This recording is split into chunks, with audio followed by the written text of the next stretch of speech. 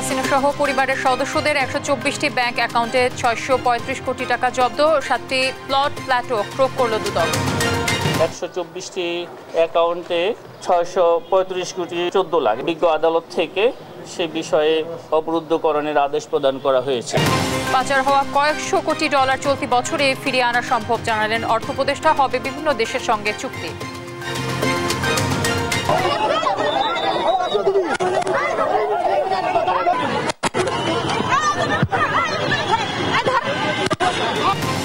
ধর্ষণ ও নারীর প্রতি সহিংসতার প্রতিবাদে আজও উত্তাল সারা দেশ। পুলিশের সঙ্গে হাতাহাতি, সর্বোচ্চ শাস্তি, মৃত্যুদণ্ডের দাবি। আমাদের একটাই দাবি, ধর্ষকের ফাঁসি চাই, কঠোর থেকে কঠোরতম ফাঁসি চাই। এদের ফাঁসি দিয়ে একটা দৃষ্টান্তমূলক শাস্তি ব্যবস্থা করতে হবে। ৫ দফা দাবিতে ইন্টার্ন চিকিৎসকদের শাটডাউন কর্মসূচি, হাসপাতালে সেবা কার্যক্রম ব্যাহত, চরম ভোগান্তিতে রোগীরা। পোস্টাল ব্যালট নয়, প্রবাসীদের জন্য প্রক্সি ভোটের পরিকল্পনা ইসির। দ্রুত নির্বাচন না হলে ফ্যাসিস্ট মাথাচাড়ার শঙ্কা বিএনপির। চাটখারপুলে চাইনিজ রাইফেল দিয়ে গুলির প্রমাণ পেয়েছে ট্রাইব্যুনাল। সাভারে আসহাবুল হত্যায় ১০ জনের বিরুদ্ধে গ্রেফতারি পরোয়ানা। এবং রাশিয়া ইউক্রেন যুদ্ধ বন্ধে সৌদিতে চলছে ইউক্রেন ও যুক্তরাষ্ট্রের বৈঠক। ইতিবাচক সিদ্ধান্তের আশা, মস্কোয় ড্রোন হামলায় নিহত ৩। দর্শক, আমন্ত্রণ সংবাদ সন্ধ্যায়। শুনছিলেন শিরোনামগুলো, আপনাদের সঙ্গে রয়েছে আমি তানজিয়া জুথি। দুর্নীতির অভিযোগে সাবেক প্রধানমন্ত্রী শেখ হাসিনা এবং তার পরিবার সংশ্লিষ্ট প্রতিষ্ঠানের ১২৪টি ব্যাংক হিসেবে প্রায় ৬৩৫ কোটি টাকা জব্দ করেছে দুর্নীতি দমন কমিশন। এর মধ্যে শেখ হাসিনার ২ সন্তান সজীব ওয়াজেদ জয় ও সাইমা ওয়াজেদ পুতুল, বোন শেখ রেহানা ও তার ২ সন্তান ব্রিটিশ এমপি মেয়ে টিউলিপ সিদ্দিক ও ছেলে রদওয়ান মুজিব সিদ্দিক ববির ৭টি স্থাবর সম্পদ রয়েছে। এছাড়া ১,১২৮ কোটি টাকা আত্মসাৎ ও পাচারের অভিযোগে ১২টি রিক্রুটিং এজেন্সির বিরুদ্ধে মামলা করেছে দুদক। এ বিষয়ে আরও জানাচ্ছেন আমাদের সহকর্মী আলিমুজ্জামান সাফওয়ান। শেখ হাসিনা ও তার পরিবারের পূর্বাঞ্চলে প্লট দুর্নীতির আইনি কার্যক্রমের মধ্যেই তাদের আরও বেশ কিছু স্থাবর সম্পদ এবং ১২৪টি ব্যাংক হিসাব জব্দ করেছে দুর্নীতি দমন কমিশন। দুদকের তথ্য বলছে, সজীব ওয়াজেদ জয় ও সাইমা ওয়াজেদ পুতুলের ধানমন্ডি ৬ নম্বর রোডে ১৬ কাঠা জমি সহ সুদা সদন নামের বাড়ি, শেখ রেহানার গাজীপুরের কালিয়াকরে দুদাগে ৯.৬০% জমি এবং সেগুনবাগিচায় একটি ফ্ল্যাট, ব্রিটিশ এমপি টিউলিপ সিদ্দিকের গুলশানের ৭১ নম্বর রোডের ফ্ল্যাট এবং রাদওয়ান মুজিব সিদ্দিক ববির গুলশান নিকেতনে ইস্টার্ন হাউজিংয়ে ২টি জমি সহ ফ্ল্যাট জব্দ করা হয়েছে। একই সঙ্গে শেখ হাসিনার ১৭টি সহ তার পরিবার এবং Bangabandhu Sheikh Mujibur Rahman Memorial trust, CRI, সূচনা ফাউন্ডেশন সহ সংশ্লিষ্ট বেশ কয়েকটি প্রতিষ্ঠানের ১২৪টি ব্যাংক হিসাবে প্রায় ৬৩৫ কোটি টাকা জব্দ করেছে দুদক। জনাব শেখ হাসিনা, সাবেক প্রধানমন্ত্রী, গণপ্রজাতন্ত্রী বাংলাদেশ সরকার, তার ছেলে জনাব সজীব আহমেদ ওয়াজেদ জয়, তার মেয়ে সাইমা ওয়াজেদ, তার ছোট বোন জনাব রেহানা সিদ্দিক এবং তাদের স্বার্থ সংশ্লিষ্ট এই ১২৪টি অ্যাকাউন্টে ৬৩৫ কোটি ১৪ লাখ বিজ্ঞ আদালত থেকে সে বিষয়ে অবরুদ্ধকরণের আদেশ প্রদান করা হয়েছে। এছাড়া শেখ হাসিনা, জয় পুতুল, শেখ রেহানা, টিউলিপ, আজমিনা সিদ্দিক ও ববির বিদেশ যাত্রায় নিষেধাজ্ঞা দিয়েছে আদালত।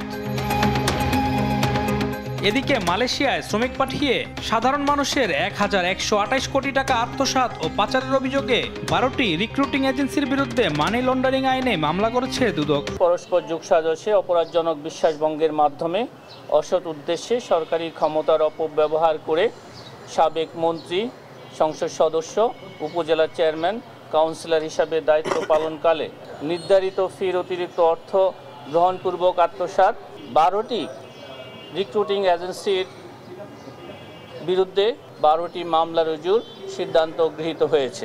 এসব এজেন্সির মালিক বেশিরভাগই আওয়ামী লীগ সরকারের এমপি মন্ত্রী সহ প্রভাবশালীরা, যার মধ্যে অন্যতম সাবেক অর্থমন্ত্রী লোটাস কামাল ও তার মেয়ে নাফিসা কামাল, ফেনী ২ আসনের সাবেক এমপি নিজামুদ্দিন হাজারী সহ অনেকেই।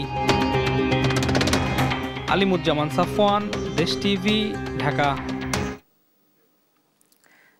চলতি বছরে পাচার হওয়া টাকা ফেরত আনা সম্ভব জানিয়ে সংশ্লিষ্ট দেশগুলোর সঙ্গে চুক্তির চেষ্টা চলছে বলে জানিয়েছেন অর্থ উপদেষ্টা ডক্টর সালেহ উদ্দিন আহমেদ।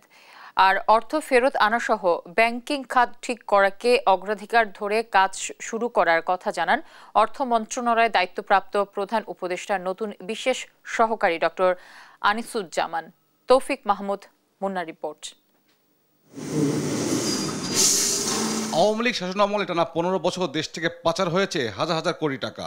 সরকারের শীর্ষ পর্যায় থেকে সব স্তরেই পতিত সরকারের সংশ্লিষ্টরা অর্থ পাচার করেছেন। বাদ যায়নি আমলারাও, যেন লুটপাটের মহোৎসব ছিল সর্বত্র।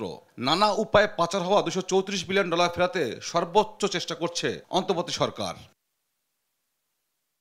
মঙ্গলবার সকালে সচিবালয়ে সরকারি ক্রয় সংক্রান্ত উপদেষ্টা কমিটির বৈঠক অনুষ্ঠিত হয়। বৈঠক শেষে অর্থ উপদেষ্টা জানান, বিদেশ থেকে পাচার হওয়া অর্থ ফেরত আনতে নানা পদক্ষেপ নেওয়া হচ্ছে। বিশাল অঙ্কের টাকা, সব অঙ্ক টাকা আনতে তাদের আইডেন্টিফাই করে বিভিন্ন দেশে আছে। এইখানে কতগুলো আপনার আইনি পদক্ষেপ আছে, আবার সেই আইনগুলো আবার বৈদেশিক বিদেশের সাথে জড়িত। আমরা চেষ্টা করছি ইমিডিয়েটলি যেটি পারি, কতগুলো সেন্সিটিভ কেস করা হয়েছে, অন্যগুলোরও আমরা চেষ্টা করছি যে যত তাড়াতাড়ি অ্যাটলিস্ট প্রসেসটা শুরু করি, কিছুটা ইন্ডিকেশন আসো। এদিন নতুন দায়িত্ব নিতে অর্থ মন্ত্রণালয়ে আসেন প্রধান উপদেষ্টার নতুন বিশেষ সহকারী ডক্টর আনিসুজ্জামান। গণমাধ্যমকে তিনি জানান, এলডিসি থেকে উত্তরণ পেছাতে জাতিসংঘে আবেদন জানাবে সরকার। তো আমাদের এখানে সত্যিকার স্ট্যাটিস্টিক্স নিলে কত পার্সেন্ট, আমরা এখনো জিডিপি গ্রোথ হয়তো এত এফেক্ট হয়নি, কিন্তু বিভিন্ন সেক্টরে যেটা হয়েছে এটা অত্যন্ত ভঙ্গুর অবস্থায় আছে আমাদের দেশ, অর্থনৈতিক সাইডটা। সেটা নিয়ে আমরা এটা হাইড অ্যান্ড সিকের আর কোনো স্কোপ নেই। অর্থ পাচার রোধ করা সম্ভব জানিয়ে তিনি বলেন, দেশ থেকে কোথায় কি যাচ্ছে তার স্বচ্ছতা নিশ্চিত করা গেলে বন্ধ হবে অর্থ পাচার। তৌফিক মাহমুদ, মুন্না, দেশ টিভি, ঢাকা। নারীর প্রতি সহিংসতা, ধর্ষণ এবং নির্যাতনের প্রতিবাদে সোচ্চার শিক্ষার্থী সহ সব শ্রেণী পেশার মানুষ। দোষীদের সর্বোচ্চ শাস্তি নিশ্চিতের দাবিতে শাহবাগে অবস্থান কর্মসূচি পালন করে শিক্ষার্থীরা। একই দাবিতে ঢাকা বিশ্ববিদ্যালয়ে মানববন্ধন করছে বিএনপিপন্থী শিক্ষকরা। এদিকে সড়কে বিশৃঙ্খলা ও পুলিশের উপর হামলার অভিযোগে লাঠিচার্জ করে গণপদযাত্রা পণ্ড করে দিয়েছে পুলিশ। তাইফুল ইসলাম তুহিন ও হাসান মাহমুদের সহায়তায় মোহাম্মদ সাকিবের রিপোর্ট। দেশের সাম্প্রতিক ধর্ষণ ও সহিংসতার বিচার আইন যুগোপযোগী করা, স্বরাষ্ট্র উপদেষ্টার পদত্যাগ সহ 9 দফা দাবিতে প্রধান উপদেষ্টার কার্যালয় অভিমুখে পদযাত্রা করে ধর্ষণ ও নিপীড়নের বিরুদ্ধে বাংলাদেশ সংগঠন। শাহবাগের হোটেল কন্টিনেন্টালের সামনে তাদের বাধা দেয় পুলিশ। ব্যারিকেড ভেঙে সামনে যেতে চাইলে তাদের সঙ্গে হাতাহাতিতে জড়ায় বিক্ষোভকারীরা। এতে বেশ কয়েকজন শিক্ষার্থী ও পুলিশ আহত হয়। পরে সেখানেই অবস্থান নিয়ে বিক্ষোভ করে শিক্ষার্থীরা। তাদের দাবি, ধর্ষকদের আইনের আওতায় আনতে না পারলেও প্রতিবাদকারীদের উপর হামলা করেছে পুলিশ। পুলিশ যারা নিপীড়কদের ধরতে পারে না, ছিনতাইকারী ধরতে পারে না, মব বাঁচাইতে পারে না, ওই পুলিশ এসে আমাদের মারছে। এই পুলিশ ধর্ষকদের শাস্তি দিতে পারে না, এই পুলিশ নিপীড়কদের শাস্তি দিতে পারে না, এই পুলিশ সাম্প্রদায়িকতার বিরুদ্ধে দাঁড়াইতে পারে না। এই পুলিশ দাঁড়ায় যখন এই দেশের জনমানুষ ন্যায্যতার পক্ষে আন্দোলন করে, তখন গলা টিপে ধরতে এই পুলিশ দাঁড়ায়। পুলিশ আজকে এটাই প্রমাণ করলো যে এই পুলিশ ধর্ষকের পুলিশ, এই পুলিশ নিপীড়কের পুলিশ। আর পুলিশ বলছে, মিছিলকারীদের প্রতিনিধি দলকে প্রধান উপদেষ্টার কার্যালয়ে নিতে চাইলেও তাদের উপর বিনা উস্কানিতে হামলা চালানো হয়। প্রতিনিধি পাঠাবো এই কথা বললাম, বলার পরে তারা কিছু রাজি হয়েছে একটা পক্ষ, আর একটা পক্ষ এরা ব্যারিকেড ভাঙবেই কোনোভাবে, কিন্তু তাদেরকে আমরা লাঠিচার্জ বা কিছু করার কোনো সুযোগ আমাদের ছিল না, আমরা করিও নাই। আমরা কিন্তু লাঠি আমাদের হাতেও নাই, কিচ্ছু নাই, আমি কিন্তু খালি হাতে আছি। তো এই অবস্থার প্রেক্ষিতে পরে ওনাদেরকে আমি নিবৃত্ত করার চেষ্টা করি, কিন্তু তারপরে আমাদের 7-8 জন আজকে আহত হয়েছে। এদিকে ধর্ষণ নিপীড়নের প্রতিবাদে শাহবাগে ছোট ছোট মিছিল নিয়ে জড়ো হয় রাজধানীর 30টি কলেজের শিক্ষার্থীরা। এই সময় পরিস্থিতি নিয়ন্ত্রণে ব্যবস্থা নিতে না পারলে স্বরাষ্ট্র উপদেষ্টাকে পদত্যাগের আহ্বান জানান তারা। আমাদের সর্বপ্রধান দাবি হচ্ছে ধর্ষককে জনসম্মুখে মৃত্যুদণ্ড করা, আর 30 কার্য দিবসের মধ্যে বিচার ব্যবস্থা সম্পন্ন করা। আমাদের একটাই দাবি, ধর্ষকের ফাঁসি চাই। নারীর প্রতি সহিংসতা বন্ধের দাবিতে ঢাকা বিশ্ববিদ্যালয়ে মানববন্ধন করেছে বিএনপিপন্থী শিক্ষকদের সংগঠন সাদা দল। মঙ্গলবার সকালে বিশ্ববিদ্যালয়ের অপরাজেয় বাংলার পাদদেশে মানববন্ধন করেন তারা। মোহাম্মদ সাকিব, দেশ টিভি, ঢাকা। শিশু ধর্ষণ ও নারীর প্রতি সহিংসতার প্রতিবাদে আজও দেশের বিভিন্ন স্থানে বিক্ষোভ মিছিল ও প্রতিবাদ সমাবেশ হয়েছে। রাজশাহী, শরীয়তপুর, নোয়াখালী ও ময়মনসিংহ সহ বিভিন্ন স্থানে শিক্ষার্থী ও বিভিন্ন সংগঠন এসব কর্মসূচি পালন করেন। সহকর্মীদের পাঠানো তথ্য ও ছবিতে সালমা জাহানের রিপোর্ট।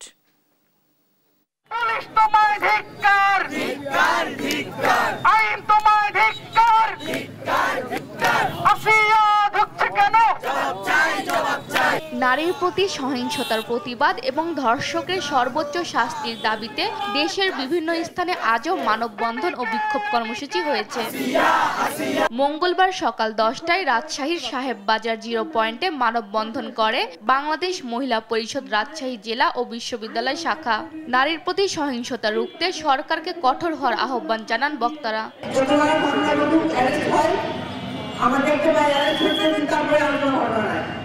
এবং ধর্ষণের যে প্রচারটা তার মিডিয়াতে পত্রপত্রিকায় তার বারবার চলে আসুক, বারবার তার নাম আসুক, জনগণ দেখুক যে কেউ ধর্ষণ করে। এছাড়া একই দাবিতে প্রতীকী ফাঁসির মঞ্চ তৈরি করে প্রতীকী রায় কার্যকরের মধ্য দিয়ে আন্দোলন অব্যাহত রেখেছেন রাজশাহী বিশ্ববিদ্যালয়ের শিক্ষার্থীরা। আমার সোনার বাংলা শরীয়তপুরে ধর্ষকের সর্বোচ্চ শাস্তি ফাঁসির দাবিতে বিক্ষোভ মিছিল করেছে জেলা জাতীয়তাবাদী মহিলা দল। মঙ্গলবার সকাল 10:30টায় কেন্দ্রীয় শহীদ মিনার থেকে মিছিল বের হয়ে প্রধান শহর প্রদক্ষিণ করে জেলা প্রশাসকের কার্যালয়ের সামনে গিয়ে শেষ হয়। ধর্ষণের সংখ্যা বেড়ে গেছে, আমরা সরকারের কাছে আকুল আবেদন করব আপনি প্রশাসন শক্ত করেন এবং দেশকে অত্যন্ত শৃঙ্খলিতভাবে চালানোর চেষ্টা করেন, কারণ বাংলাদেশের অর্ধেক জনসংখ্যা হচ্ছে নারী। দ্বিতীয় দিনের মতো ময়মনসিংহ নগরীর টাউন হল মোড়ে বিক্ষোভ কর্মসূচি পালন করে শিক্ষার্থীরা। নোয়াখালীতেও একই ইস্যুতে মিছিল সমাবেশ হয়েছে। সালমা জাহান, নিউজ ডেস্ক, দেশ টিভি। 5 দফা দাবিতে কর্মবিরতি পালন করছে বিভিন্ন মেডিকেল কলেজ হাসপাতালের ইন্টার্ন চিকিৎসকরা।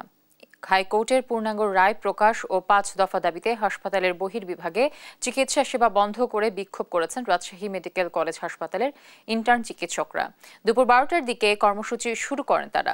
বিক্ষোভ ও সেবা বন্ধ করায় ভোগান্তিতে পড়ে সাধারণ মানুষ।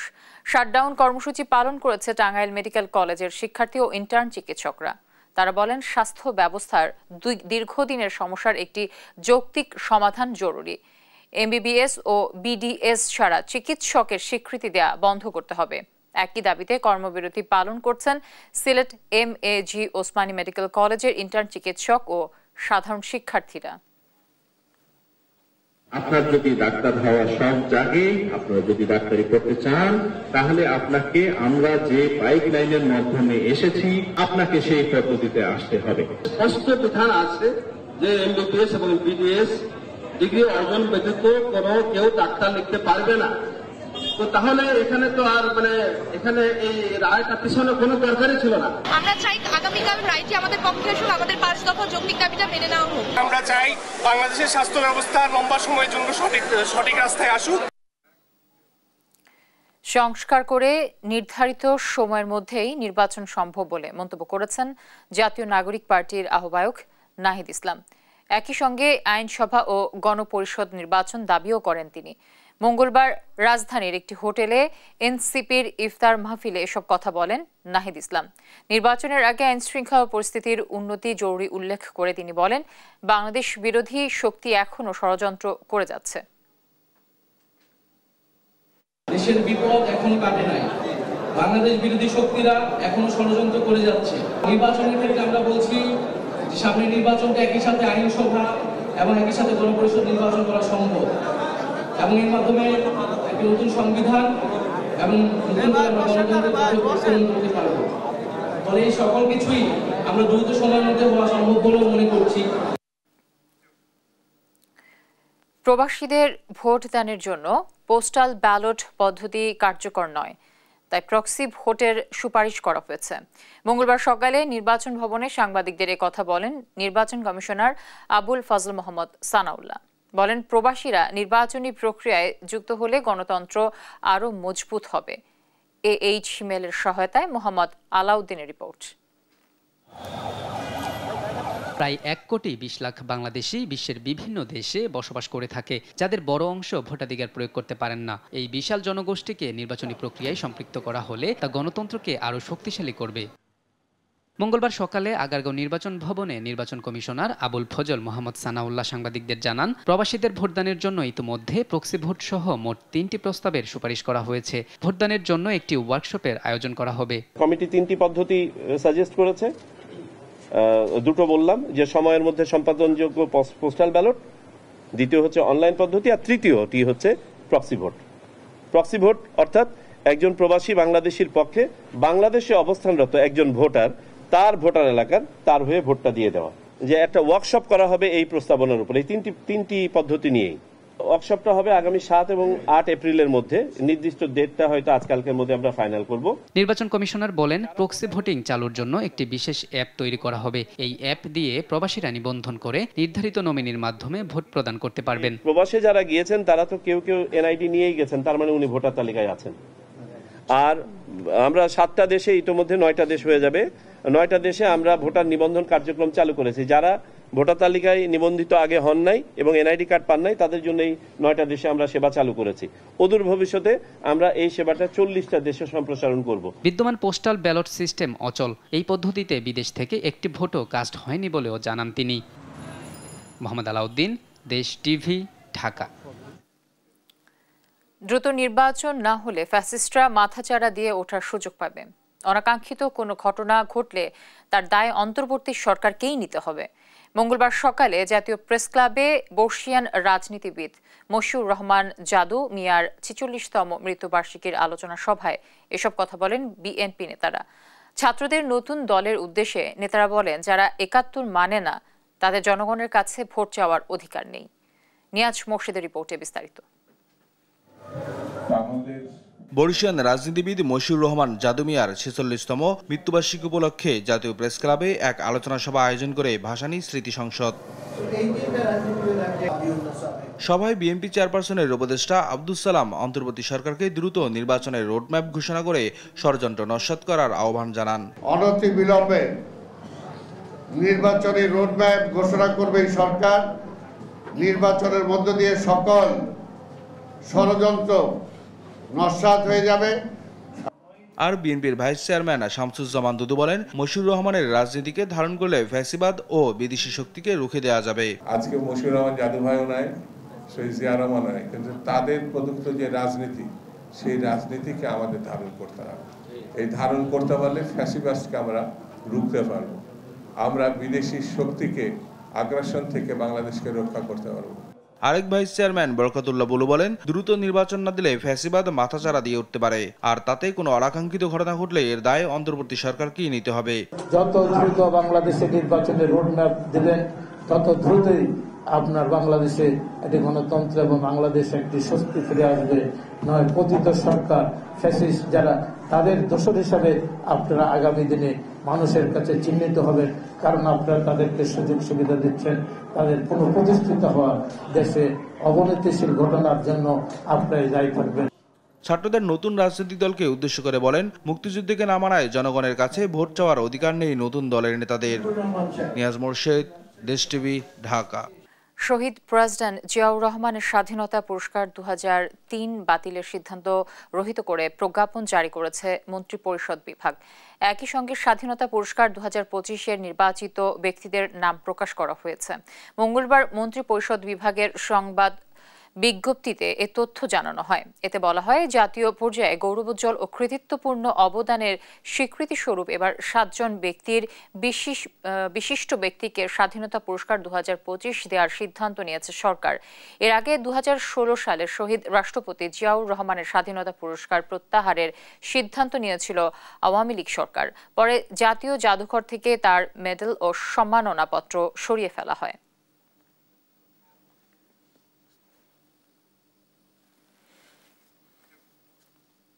আগামীর সম্ভাবনা ধরে রাখতে সবাইকে সজাগ থাকার আহ্বান জানিয়েছেন বিএনপির ভারপ্রাপ্ত চেয়ারম্যান তারেক রহমান। বলেন, বাস্তবধর্মী সমালোচনা করতে গিয়ে এমন পরিস্থিতি তৈরি করা যাবে না যাতে দেশ ও জাতির গুরুত্বপূর্ণ বিষয়গুলো হারিয়ে যায়।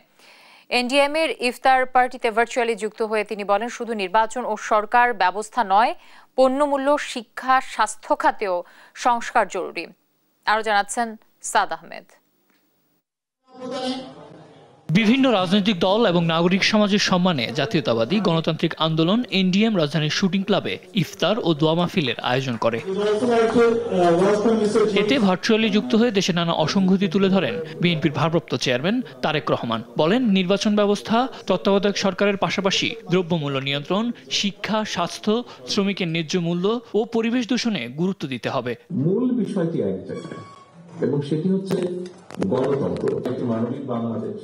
রাজনৈতিক দলগুলো একে অন্যের সমালোচনা করতে গিয়ে যেন আগামী সম্ভাবনা নষ্ট না হয়, সেদিকে সজাগ থাকার আহ্বান জানান তিনি। আমরা রাজনৈতিক দল এখানে যারা আছি, ছোট বড় মাঝারি যেভাবে কি বলি না কোনো বিষয়, সেদিনে বিষয়টি রাজনৈতিক দলগুলো আমরা আন্দোলন সংগ্রাম করেছি দেশের মানুষকে মুক্ত করার জন্য, একটি পরিবর্তনের জন্য, ভালো একটি পরিবর্তনের জন্য। এ সময় কৃষি উৎপাদন ও বন্যা নিয়ন্ত্রণে সাবেক রাষ্ট্রপতি জিয়াউর রহমানের খাল খনন কর্মসূচির উপর গুরুত্ব দেন তারেক রহমান। সাদ আহমেদ, দেশ টিভি, ঢাকা। রাজধানীর চানখারপুলে ছাত্র জনতার উপর চাইনিজ রাইফেল দিয়ে 24 রাউন্ড গুলি করার প্রমাণ মিলেছে এক পুলিশ কনস্টেবলের বিরুদ্ধে, জানিয়েছেন প্রসিকিউটররা। এদিকে সাভারে আসহাবুলকে হত্যার ঘটনায় 10 জনের বিরুদ্ধে গ্রেফতারি পরোয়ানা জারি করেছে আন্তর্জাতিক অপরাধ ট্রাইব্যুনাল। বিস্তারিত সাবরিনা মজুমদারের প্রতিবেদন, জানাচ্ছেন নাইম আফসান। স্বার্থপরের মতো ঘরে বসে না থেকে সংগ্রামে নেমে গুলি খেয়ে বীরের মতো মৃত্যু অধিক শ্রেয়। শহীদ আনাসের লেখা জীবনের শেষ চিঠি এখনো যত্ন করে রেখেছেন আনাসের মা। প্রশ্ন হলো, কারা সেদিন চানখারপুলে আনাস সহ অন্যদের গুলি করেছিল? চানখারপুলের সেই ঘটনায় মঙ্গলবার কনস্টেবল নাসিরুলকে হাজির করা হয় আন্তর্জাতিক অপরাধ ট্রাইব্যুনালে। এ সময় প্রসিকিউশন বলেন, তার বিরুদ্ধে গুলি ছোড়ার সুস্পষ্ট প্রমাণ মিলেছে। 2024 সালের জুলাই আগস্ট গণঅভ্যুত্থানের সময় সংগঠিত চানখারপুল এলাকার একটি মামলায় আন্তর্জাতিক অপরাধ ট্রাইব্যুনালের গ্রেফতারি পরোয়ানামূলে কনস্টেবল নাসিরুল নামে একজন পুলিশ সদস্যকে ট্রাইব্যুনালে হাজির করা হয়েছিল। তার বিরুদ্ধে অভিযোগ ছিল যে জুলাই আগস্ট গণহত্যার সময় সংগঠিত অপরাধের সাথে সে সরাসরি জড়িত। সে নিরীহ নিরস্ত্র ছাত্র জনতার উপরে নির্বিচারে গুলিবর্ষণ করেছে। এদিকে 18 জুলাই সাভারে গুলিবিদ্ধ ইয়ামিনকে এপিসি থেকে ছুড়ে ফেলে দেওয়া নির্মম ঘটনায় নতুন এক মামলা দায়ের করেছে প্রসিকিউশন। এ ঘটনায় জড়িত 10 জনের বিরুদ্ধে গ্রেপ্তারি পরোয়ানা জারি করেছে আন্তর্জাতিক অপরাধ ট্রাইব্যুনাল। আসহাবুল ইয়ামিন, এ দৃশ্য এ জাতি এ পৃথিবী দেখেছে। এই ঘটনায় প্রসিকিউশনের পক্ষ থেকে আমরা 10 জনের বিরুদ্ধে গ্রেফতারি পরোয়ানা জারি আবেদন করেছিলাম। মাননীয় ট্রাইব্যুনাল আমাদের আবেদন মঞ্জুর করে উক্ত 10 জনের বিরুদ্ধে গ্রেফতারি পরোয়ানা জারি করেছে। এদিন খুলনা এলাকায় মানবতা বিরোধী অপরাধের দায়ে শেখ পরিবার সহ 12 জনের বিরুদ্ধে অভিযোগ দায়ের করা হয়েছে ট্রাইব্যুনালে। নাইম আফসান, দেশ টিভি, ঢাকা।